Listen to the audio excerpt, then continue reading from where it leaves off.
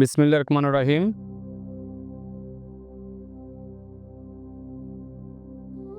আমার নাম হচ্ছে মোহাম্মদ আবদুল্লাহ আল বাবু, জেলা রংপুর, থানা গঙ্গাচড়া, ইউনিয়ন কোলকন্দ, গ্রাম আলে কিসমত। আমার ঘটনা ঘটছে রংপুর 19শে জুলাই। বৈষম্য বিরোধী ছাত্র আন্দোলনের ডাকে আমি নিজে একজন উন্মুক্ত বিশ্ববিদ্যালয়ের বিএসএস-এর 14 বর্ষের ছাত্র। কারণ আমার কাছে মনে হয়েছে এই ফ্যাসিস্ট আওয়ামী লীগ সরকার দীর্ঘদিন ছাত্রদের দাবি আদায় কখনো মেনে নেয়নি এবং ছাত্রদের সঙ্গে প্রতারণা করে আসছে। তার কিছু লেলিয়ে দেওয়া কিছু প্রশাসন, কিছু বাহিনী দীর্ঘদিন ধরে ছাত্রদের উপর নির্যাতন করে আসছিল। এমন তো অবস্থায় আবু সাইদ মারা যাওয়ার পর আমি ছাত্র হিসেবে মনে করছিলাম, না, একজন আমার সহপাঠী তারা, বা সেও ছাত্র আমিও ছাত্র।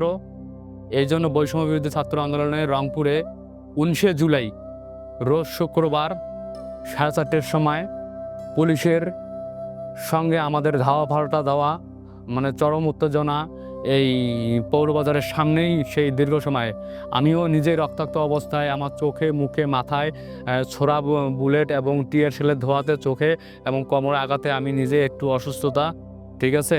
প্রথমে আমি সুস্বাস্থ্য রংপুর মেডিকেলের সহযোগী অধ্যাপক শরীফুল ইসলাম নন্তু স্যার, তারপর রংপুর মেডিকেলের আরফাত হোসেন, ওনার চোখের আমি চিকিৎসাটা নেই।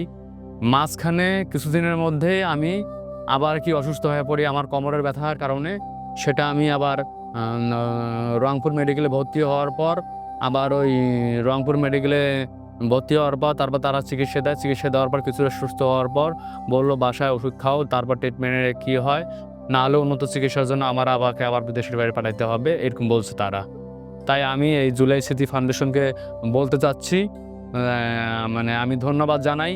কারণ আমাদের এই মহান একটা উদ্যোগ নেওয়ার কারণে, কারণ কিছু টাকা হলে আমার চিকিৎসার যে ঋণটা হয়েছে এই ঋণটা আমি পরিশোধ করতে পারবো এবং আমার একটু সুফল ভালো হবে, আমি স্টুডেন্ট, আমার চলাফেরা ভালো হবে। আর আগামী দিন আমাদের কর্মসংস্থান, আমাদের চাকরিজীবী এবং আমাদের একটা মন্ত্রণালয় যেন এই বৈষম্য বিরোধী ছাত্র আন্দোলনের একটা মন্ত্রণালয় যেন একটু আলাদাভাবে থাকে, ঠিক আছে। কারণ আমরা সেবা সহযোগিতা শুধু অল্পতেই নয়, ঠিক আছে। অনেকে চোখ হারিয়েছে, অনেকে পা হারিয়েছে, ঠিক আছে। যেমন আমি নিজেই চোখে মনে করেন চোখ দিয়ে আমার পানি পড়ে, রাতে আমি ঘুমাইতে পারি না এখনও এই 19শে জুলাইয়ের পর থেকে, ঠিক আছে। ট্রিটমেন্ট আমার চলতেছেই। তাই আমি জুলাই স্মৃতি ফাউন্ডেশনকে ধন্যবাদ জানাই এই মহান একটা উদ্যোগ নেওয়ার জন্য। তাছাড়া আমাদের বাংলাদেশের প্রধান যে দায়িত্বে আছে ডক্টর ইউনূস স্যার, তাকেও আমি ধন্যবাদ জানাই, ঠিক আছে। এই বলে আমি আমার কথা এখানে শেষ করলাম। আসসালামু আলাইকুম।